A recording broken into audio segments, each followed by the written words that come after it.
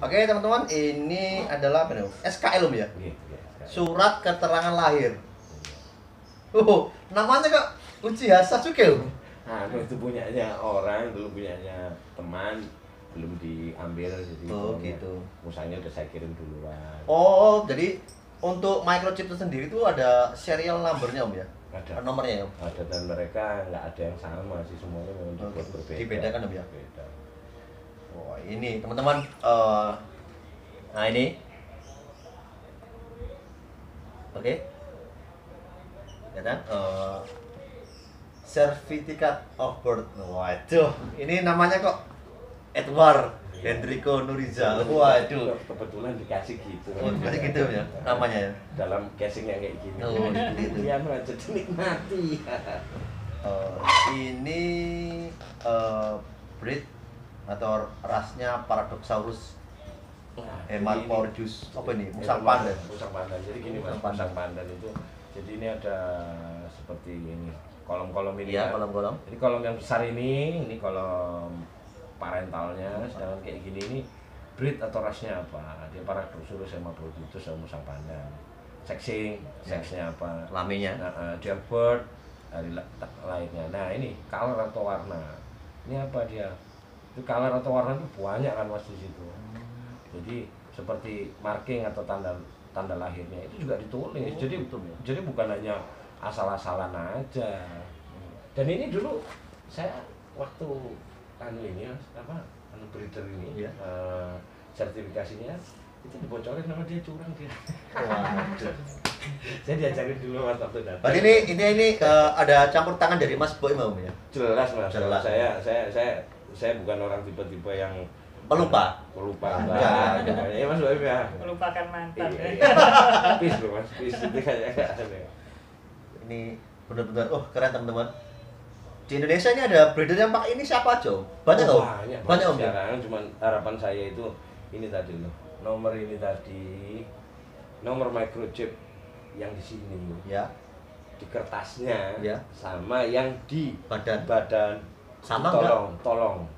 Jadi biasanya mereka hanya surat kenal lahir tanpa microchip. Terus gimana? Apa hubungannya surat kenal lahir ini? Nah kalau ini tidak ada, terus ini musang biasa, Ya. normalan biasa.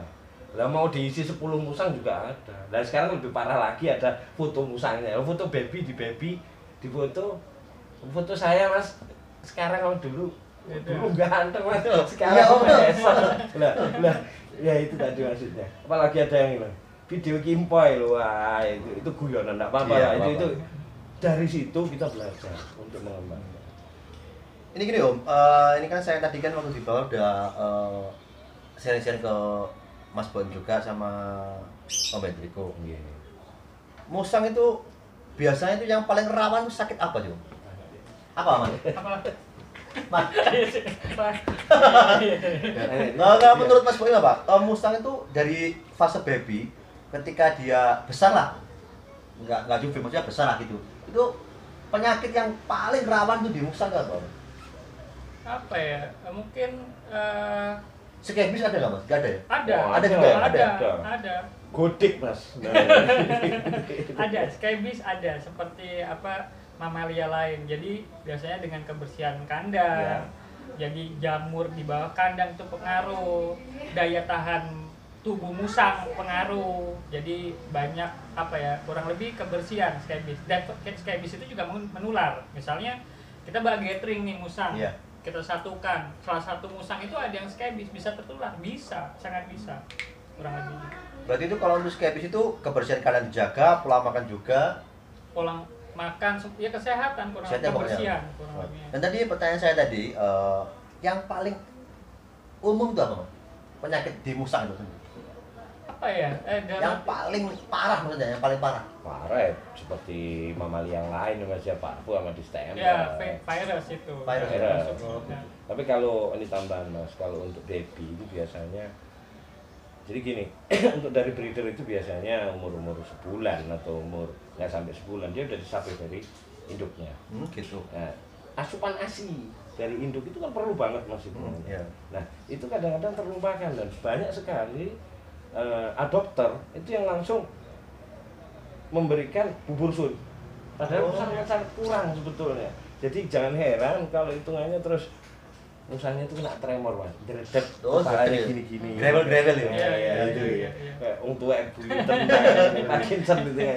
Ya itu sebetulnya itulah yang terjadi. Itu kalau yang gampang sih sebetulnya bisa ada itu obatnya apa semua dan ada penanggulangannya. Cuman sebelum ke situ lebih baik dicegah gitu mas. Jadi harus sadar. Jadi jangan terus langsung pakai bubur sun atau dijejeli pisang apa semua untuk umur terlalu yang baik tetap pakai susu ya. Lebih baik susu mas. Itu susu itu mengganti susu ibu susu induknya seperti itu. Oke, untuk Mas Boim ini pertanyaan dari saya nih Om ya. Ini kan anggap aja udah kenal lama gitu loh Om ya. Perlu rakete Om. Betul. Kejadian terlucu yang dialami Mas Boim ketika pertama kali pelihara hewan itu tentang apa? Tentang care sheet-nya atau tentang nggak survive-nya atau gimana? Yang pasti kejadian lucu itu di dunia hewan ya, dalam musang. Sebelum saya jadi juri, saya pernah ngikut kontes fashion show.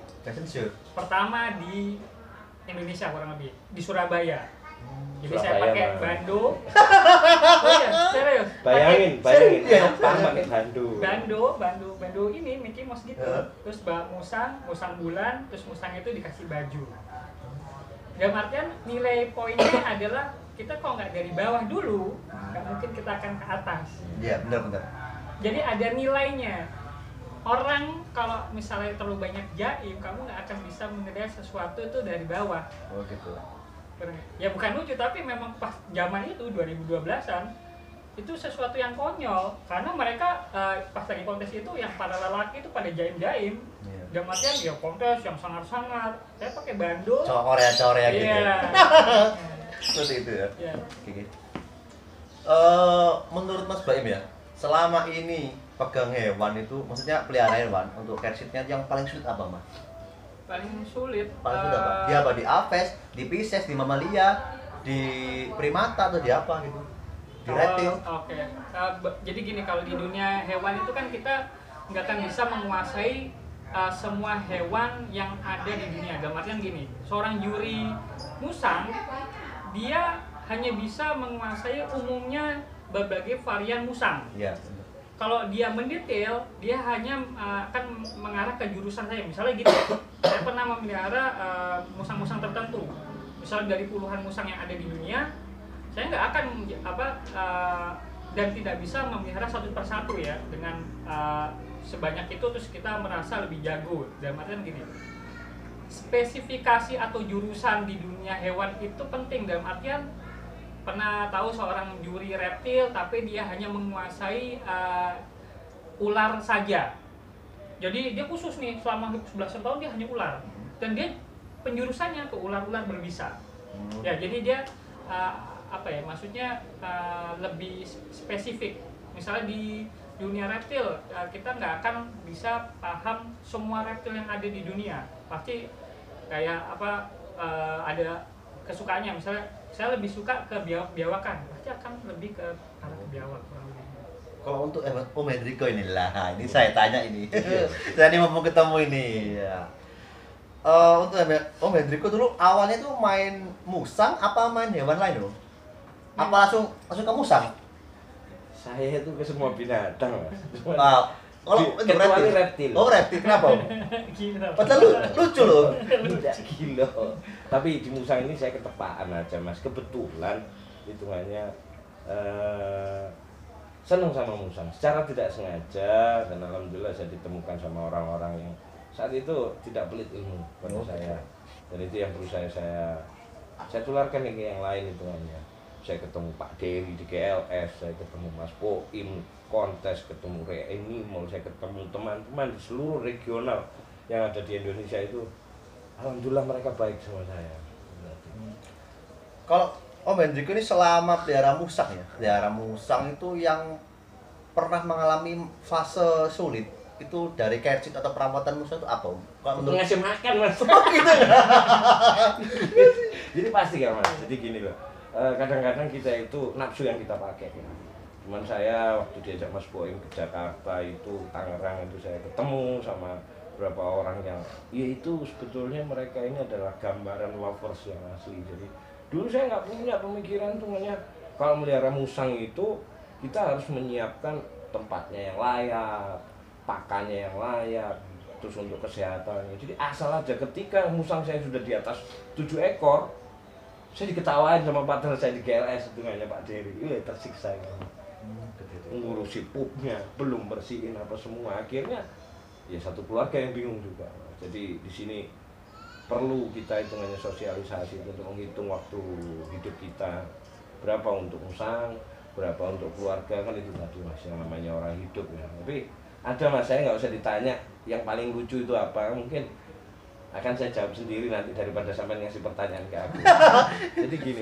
Itu mungkin Om Hendriko mungkin malu mungkin ya di konten saya. Apa gimana? Om? Enggak. Oh, enggak. Kalau untuk kontennya Aviari wah. Langsung Om dijelaskan dong gimana Om? Jadi sampai sekarang ini Mas, Iya. itu orang itu konyol, itu menganggap saya itu berani sama musang apa. Soalnya saya itu paling takut Mas sama musang. Oh. Jadi saya itu hanya mau hitungannya megang musang itu sebetulnya musang baby aja. Makanya saya nggak mau jadi juri. Tapi saya paham tentang juri. Saya ini hanya hitungannya sebagai orang yang loh, sistem perkontesannya Mas. Tapi kalau saya bilang, Om Riko jadi juri ya, dibayar berapapun, saya masih punya Mas hitungannya rasa hitungannya akan bersalah. Sebagai juri itu kan harus adil, harus apa. Dan saya tidak punya kesana itu, saya tidak punya. Saya cuma punya, saya hanya menyiapkan sistem. Itu yang saya pelajari. Seperti yang Mas Boim. Kalau Mas Boim sebelum jadi juri dia di level nasional, dia sudah masuk di salah satu bentuk yang saat itu di kontes itu orang akan bilang, ih ngapain sih Boim kayak gitu, kurang kerjaan apa, pakai bandu pakai apa. Tapi dia sudah duluan sudah masuk di situ. Ya itu tadi stepnya. Sedangkan saya diajari dia, saya diajari sama Presiden duanya Indonesia lah, Reni sama dia sama yang lain-lain. Itu yang saya ambil, hitungannya saya gabung-gabungkan menjadi nantinya satu sistem. Kalau saya disuruh jadi juri ya konyol udah gitu aja. Enggak, itu bukan jurusan saya beda. Dan saya akuin, pokoknya saya jangan sampai seperti yang lain-lain terus. Kalau kamu jadi juri, kamu akan eksistensimu naik, kasihan kayak gitu tuh. Itu eksistensi apa ya, kalau instan itu tidak ada, semuanya itu Ini sampai bawa apa nih Om? ini Mas, ini clutch, tapi isinya ini syaratnya breeder. Oh, salah breeder. Jadi gini, Apa gimana? Jelaskan Om. breeder itu yang dibilang breeder itu, emang ngerti ya? Kucing itu kalau sepasang terus beranak di rumah sampean, Ya. sampean dibilang breeder kucing apa? Ya enggak. Enggak. Ya. Kalau punya satu pasang, terus kebetulan sampean bisa, itu apa dibilang breeder? Enggak juga. Berarti semuanya kudu diniati toh Mas. Paling enggak itu ya seorang breeder itu punya ini Mas. Ini namanya scanner Mas.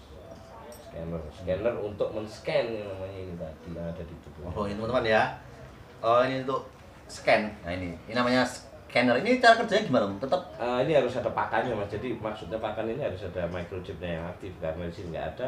Nanti kalau dinyalakan dia error teman. oh gitu. Jadi tinggal dipencet aja, ditaruh di dekatnya ini, di dekatnya tancapkannya microchip itu di tubuh luarnya, dia akan baca sendiri. Nanti nomornya keluar di sini. Oh, nomornya ini Om. Iya, Keluar di nomornya sini. akan keluar di sini. Ini teman-teman, ini scanner atau alat untuk mengetahui nomor microchip Om ya. Seperti itu ini. Nah, ini bentuk microchipnya kalau setelah disuntikkan Mas. Oh, bentar teman-teman. Ini microchip Om. Itu Dalam ya? microchip itu Oh, di dalam. disuntikannya. Jadi hitungannya microchip itu akan, jadi dia gedenya kecil sekali Mas, seperti bulir padi gitu, taruh di sini. Memang ini steril kan Mas? Ya. Langsung kita pegang musangnya, kita tancapin jebret ini aja. Ini teman-teman alat untuk masukin itu Om ya, microchipnya. Oke. Ini bukan main-main Mas, kayak gini ini dari praktisi kedokteran seharusnya. Dan dulu kami belajar gitu, saya sama Pak Dery belajarnya juga dari orang-orang kedokteran hewan, nggak terus hitungannya nancepin microchip ini alkohol nggak ada, apa nggak steril. nggak steril, terus di kafe, terus di video habis itu ditancepin terus mereka ketawa-tawa dan ada asap rokok Iya. dipamerin ya dilihat sama orang juga nggak pantas mas itu emang. Ini gak bisa bayangin kan, ini kok tancapin di orang om, ini segini nih, waduh. Enggak, ini yang ada yang kecil lagi mas. Ini ada yang kecil lagi. Apakah segini nih buat itu untuk size Mustangnya kecil loh? Apa? Enggak sih, sebetulnya dia untuk kucing, untuk anjing. Oh, Cuman bisa. ini yang lebih modern lagi, jadi size-nya lebih kecil lagi. Oke teman-teman ya, ini alatnya. Oke, nah ini buat thumbnail aja ini. Oke, ini alatnya. Jadi untuk teman-teman semuanya yang sudah komen, sudah nge-DM di Instagram juga, di inbox di Facebook, ini sudah saya penuhi juga sama Om Hendriko, sama pakarnya Musang juga, Redfield juga, Mas Boim. Terima kasih untuk Iya. untuk waktunya Mas Boim juga Terima kasih. sudah berkenan sharing-sharing juga, memberikan wawasannya, ilmunya juga sama saya. Ini saya tutup aja gimana Om? Nggak apa-apa, nyantai lagi ngobrol yang lain. Banyak kalau mau dikulik tentang musang tuh banyak mas. Ini kita itu mau review yang di belakang gimana? Yang di bawah Om Musang, boleh nggak? Boleh. Oke. Ayo. Oke teman-teman, ya selesai sudah di video kita untuk kali ini bersama Om Hendriko, Mas Boim juga. Nanti saya tampilkan link Facebook untuk kalian semua yang pengen pelihara musang. Nah langsung aja ke Om Hendriko. Bisa Om ya? Ya, Sangat bisa, sangat bisa. selagi kita masih belajar bareng. Intinya kan itu kan. Untuk kalian yang butuh musang ya, atau sharing-sharing ke Mas Boim, nanti langsung cari aja, searching aja, nggak tahu Facebooknya namanya apa? Langsung ke itu aja YouTube-mu. Jadi mereka bisa nanya kamu terus kamu. Oh gitu. Kalian semua komen-komen di bawah ya, komen-komen di bawah, oke? Oke teman-teman, stay terus di channel kami Platinum Aviary. Jangan lupa subscribe, like, komen, dan share ke teman-teman kalian jika video ini membangun, menginspirasi, dan mengedukasi kalian semua. Saya terus untuk viewer Platinum Aviary. Tanpa dukungan kalian, tanpa doa kalian, tanpa bantuan kalian, saya bukan apa-apa. Oke, saya Aji Jipang, Om Hendriko, dan Mas Boim undur diri. See you next time. Salam dulur liar. Oke, see you. Bye-bye teman-teman.